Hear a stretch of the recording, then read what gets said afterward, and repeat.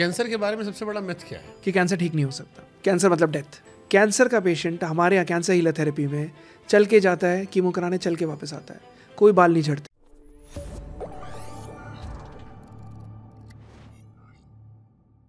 Cancer के बारे में सबसे बड़ा मिथ क्या है? कि कैंसर ठीक नहीं हो सकता। कैंसर मतलब डेथ। सबसे बड़ा मिथ यही है।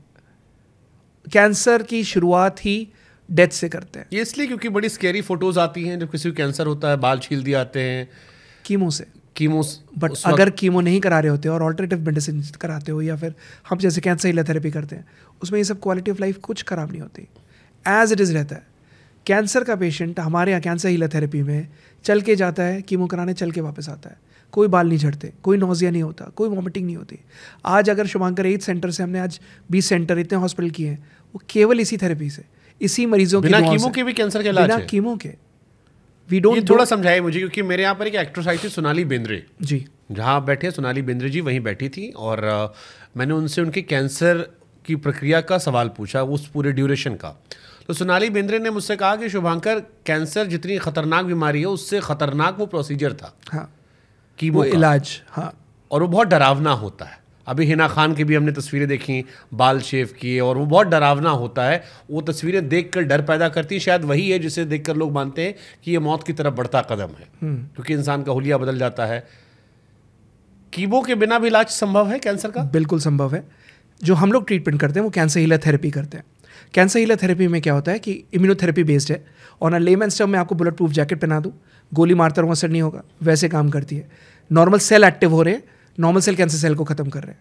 कोई बाल नहीं झड़ेंगे, कोई नोजिया नहीं होगा, कोई वॉमिटिंग नहीं होगी, कोई काउंट्स कम नहीं होंगे, कोई ब्लड टेस्ट में आपका जो हीमोग्लोबिन कम हो रहा होता है वो नहीं होगा, भूख खत्म नहीं होगी, वजन नहीं घटेगा, बिल्कुल नॉर्मल लाइफ जैसे आप जी रहे हो वैसा जियोगे। प्लस अगर कोई भी परेशानी है उसमें आपको दिख जाएगा कि with in 45 to 60 days improvement आया। कैंसर से आदमी नहीं मरता, कैंसर के इलाज में जो टॉर्चर होता है उससे आदमी टूट जाता है, कि वो हाथ जोड़ लेता है कि नहीं, चाहे कुछ हो जाए मुझे दोबारा इलाज कराने नहीं जाना, मैं मर जाऊंगा लेकिन मुझे कीमो नहीं कराओ, क्योंकि वो अंदर से जल चुका होता है, अंदर से टूट चुका होता है और उससे रिवाइव नहीं हो पाता। The good thing is cancer healer therapy में जो हम लोग इम्यूनोथेरेपी करते हैं उसके साइड इफेक्ट्स नहीं होते, तो एटलीस्ट वो जैसी लाइफ जी रहा है, जेंटल लाइफ जी रहा है, वो जेंटल लाइफ। फिर लोग कीमो क्यों करवाते हैं? इट्स वर्ल्ड वाइड ये एक प्रूवन ट्रीटमेंट बोला गया है। वर्ल्ड वाइड फार्मा कंपनीज इतना पैसा इसमें लगा रही है कि कैंसर मतलब कीमो, कैंसर का इलाज ही कीमो। बाकी सारे ट्रीटमेंट तो उनके हिसाब से एग्जिस्ट ही नहीं करते, बाकी सारे ट्रीटमेंट तो उनके हिसाब से फेक है, यूजलेस है, कोई उसका असर ही नहीं है। हमारे हॉस्पिटल्स में कीमो, रेडिएशन, सर्जरी सब होती है, उसके साथ कैंसर हीलर थेरेपी होती है। और कैंसर हीलर थेरेपी में जितने भी पेशेंट्स हैं जो कीमो करा रहे हैं कोई साइड इफेक्ट नहीं आता। There are 0 side effects. ऐसा नहीं है कि ये ट्रीटमेंट पॉपुलर नहीं है, ऐसा नहीं है कि ये ट्रीटमेंट, बॉलीवुड में भी कई सेलिब्रिटीज़ हैं जिनका ट्रीटमेंट हुआ है हमारे थ्रू, पॉलिटिक्स में ऐसे कई हैं जिनका ट्रीटमेंट हुआ है हमारे थ्रू। जस्ट दैट एक डॉक्टर पेशेंट रिलेशनशिप होती है। डॉक्टर्स हम इसलिए पूछ रहा हूं, इनका नाम नहीं बता सकते, टोक रहा हूं।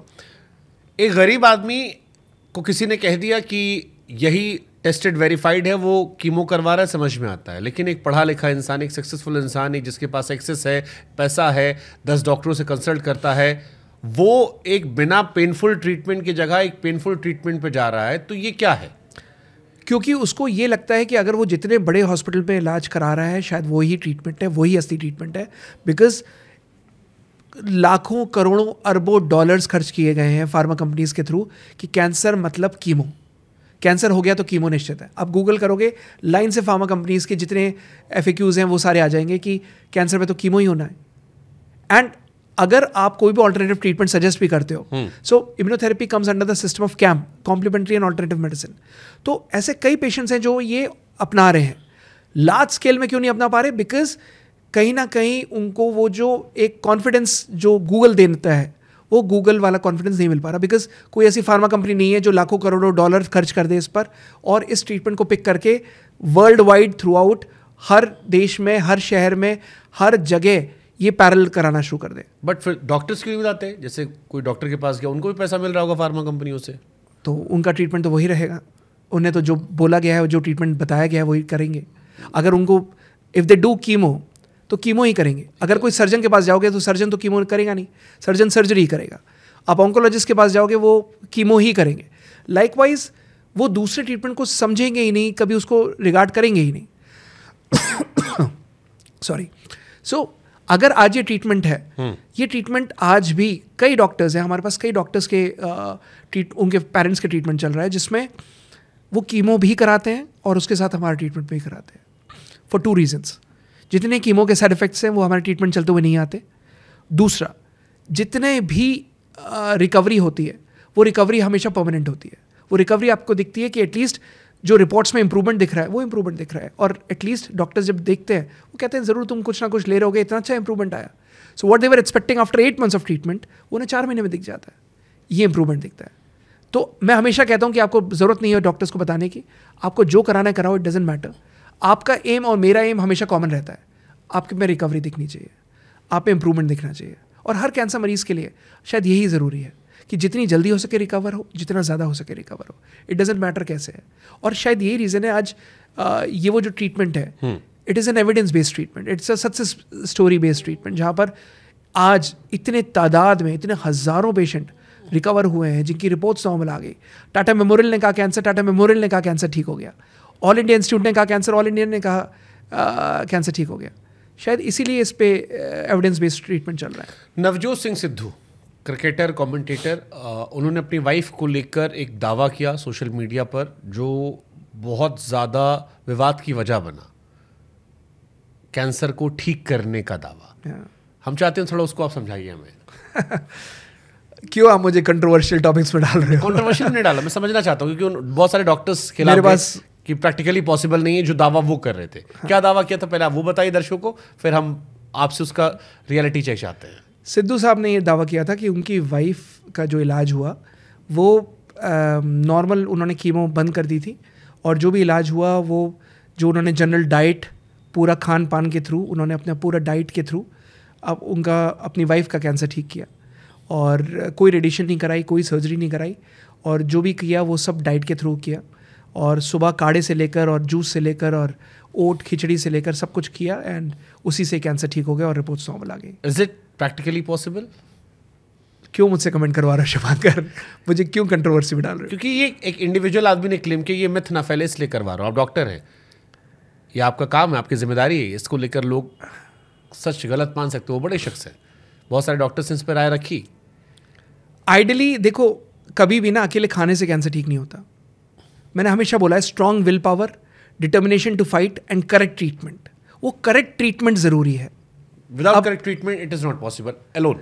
अकेले डाइट से कैंसर ठीक होना, it is too, I won't comment on this, but ideally मतलब लोग जो मेरे पास पेशेंट्स आते हैं वो कहते हैं हम सिद्धू डाइट ले रहे हैं, तो he has become a dietitian actually, और हर जगह वो सिद्धू डाइट फॉलो हो रही है, और उनका पूरा एक पर्चा निकल गया है जिसको हर जगह आई थिंक हर क्लिनिक पर लेकर पेशेंट पहुंच जाता है कि डॉक्टर साहब ये सिद्धू जी की डाइट है और ये सिद्धू डाइट हम फॉलो कर रहे हैं. तो उस डाइट का नाम ही सिद्धू डाइट हो गया.